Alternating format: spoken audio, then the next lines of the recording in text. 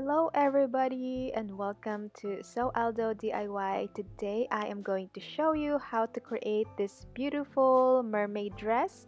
So if you want to see how, then keep on watching. The first thing I will do is drape the pattern on my mannequin. As you can see here, I am just creating my design on the dress form or mannequin. For this dress, I decided to do a strapless bodice, so it's going to be super easy. The bodice pieces only consisted of 3 pieces, so we will need 2 pieces for the front and 1 piece for the back. So it is really basic and perfect for beginners. And today I am also being adventurous. I decided I am going to drape the skirt panels as well. So I pretty much extended the style tape all the way to the hip area, and I'm going to do the same thing on the back. And you guys, the draping process only took me 5 minutes to complete. Now all I have to do is transfer the measurement on the fabric.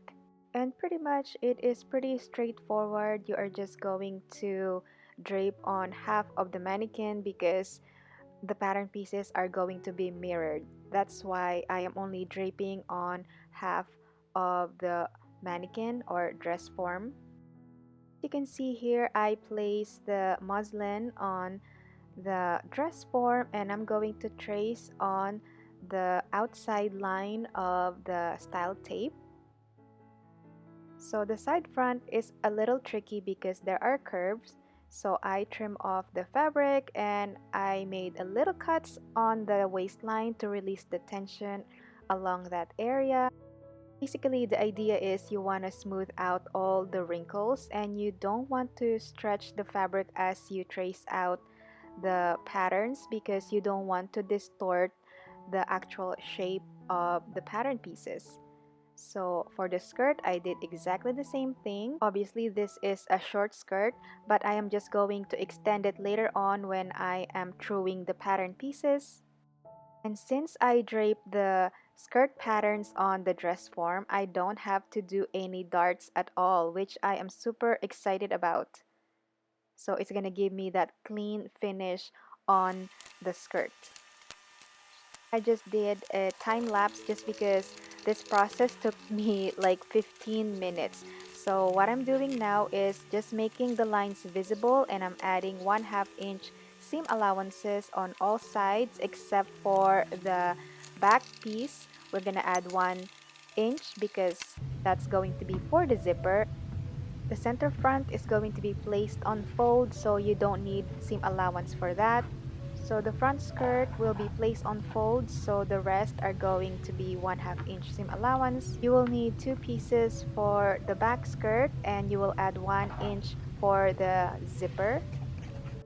I will use this eyelet fabric that I purchased from Goodwill, and you guys, I got it for $4 and I have 4 yards of fabrics.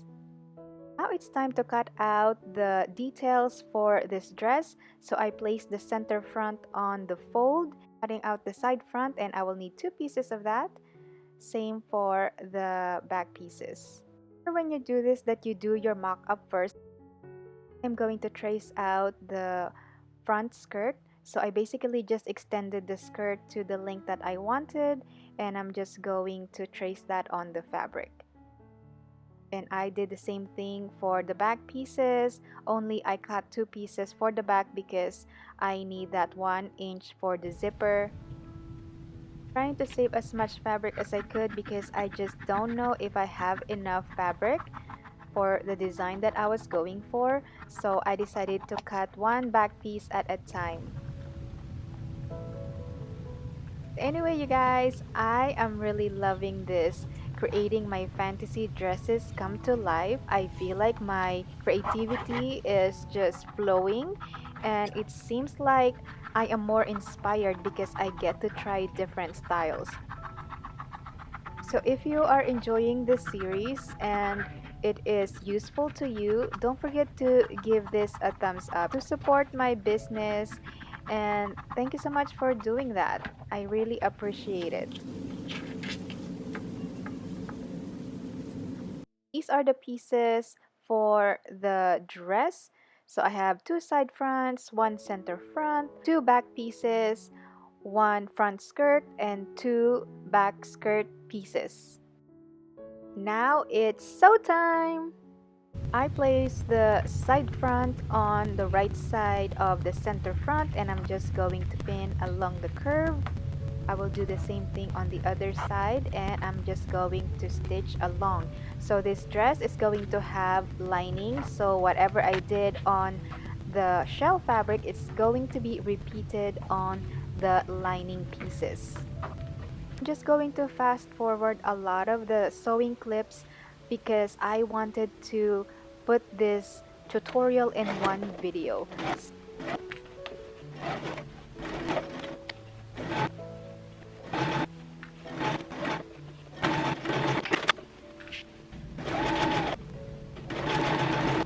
After the pieces are all sewn together, I also press the seams open. Now it's time to work on the lining. This is the underbust. I am going to make two separate channels for the cups and the boning on the rib cage. Okay, so this is 4 inches. So I'm going to mark it here, 4 inches. On the top edge, I am marking my 1/2 inch seam allowance so the boning will not pass that line.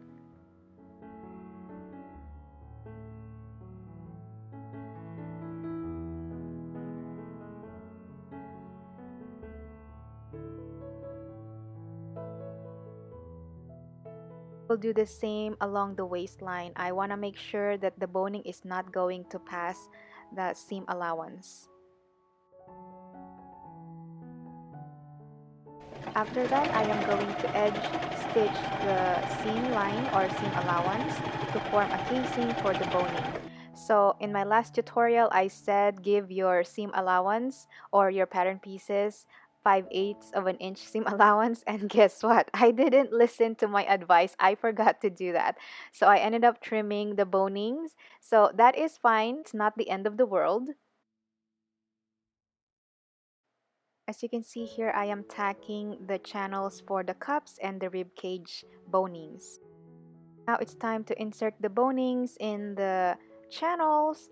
So I am just going to make sure that it's not going to pass the seam line or seam allowance. So I'm just cutting out the pieces. So for the cups, I will put 2 bonings on each cups. I'm just inserting the boning in the channels, and I ended up trimming it a little bit just because it was a little wider than the channel, but that is okay. I have done that before and it's fine.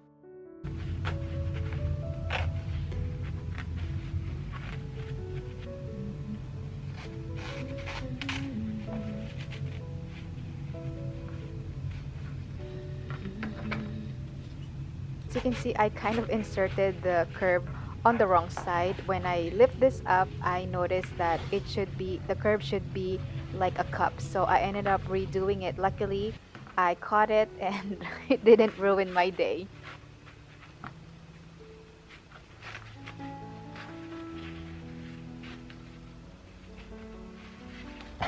Or you want the finished lining against your body. That's why the cups or the curve should be following the curve of the body. I hope that makes sense. Now I am just going to top stitch these 2 bonings on the actual lining. I could have easily make a channel for it by creating a bias tape and sew it on the lining, but you know what? I am too lazy to do that, and I have done this before and it works. After the bonings are in, I also stitch along the top edge of the channel so it will secure all the bonings inside. Now I match the right sides of the fabrics, and I am going to finish the neckline. So I match the side seams first and going to sew along the top edge.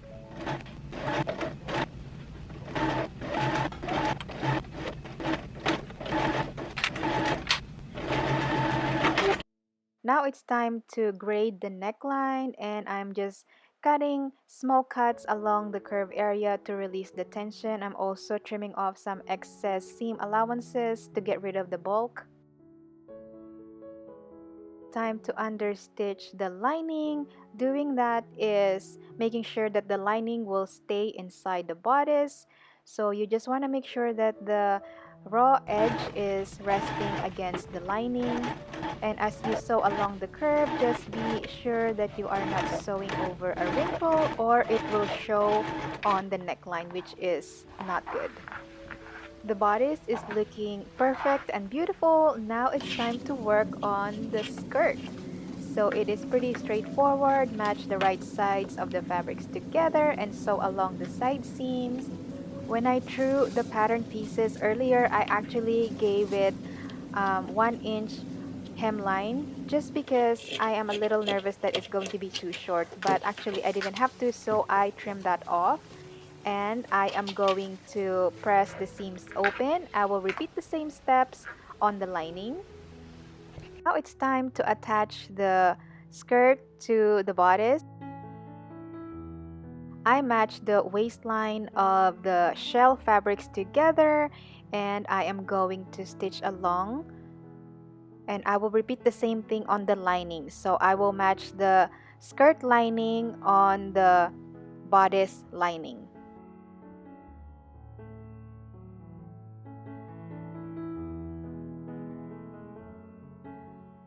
And like I said earlier, I will repeat the same thing for the lining pieces. Right sides of the fabrics should be facing each other.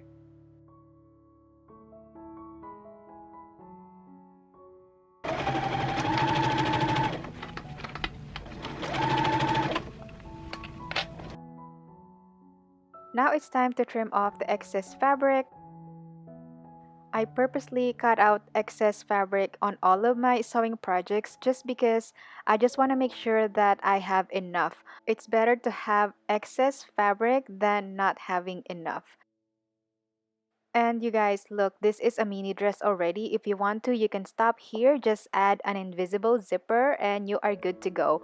But I am not making a mini dress this time. I am making a mermaid dress.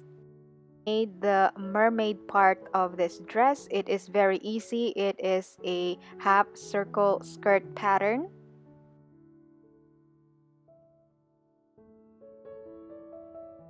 Place it on the hem of the mini dress and I am going to stitch along right here. Then I hem the dress. I decided to use a horsehair for the hem of the dress just because it's gonna give the bottom of the dress or the hemline some structure, some attitude, if you will. I will not be on the video today just because I look crazy. But I'm really satisfied with the fit of this dress. Like, the hip area is just perfect. Although the mermaid tail could be a little bit more fuller next time, instead of doing a half circle, I am going to do a full circle. So it will give me that nice volume that I expect from a mermaid dress. That's it, you guys, and thanks so much for watching, and I hope you learned something new today. I hope this tutorial is useful and helpful to you. If you are new to draping, don't be intimidated. I am new to this myself, and look what I had been creating. This is my fourth project and it turned out so well, so I encourage you to do the same thing. Just dive right in. Thanks so much for watching, and I hope you will subscribe to my channel because what's next is going to be creating my ultimate fantasy dress, and I'm very excited about it. Don't forget to turn on the notifications so you will get notified whenever I post a new video. Thanks so much for watching again, and I will see you in the next one. Bye!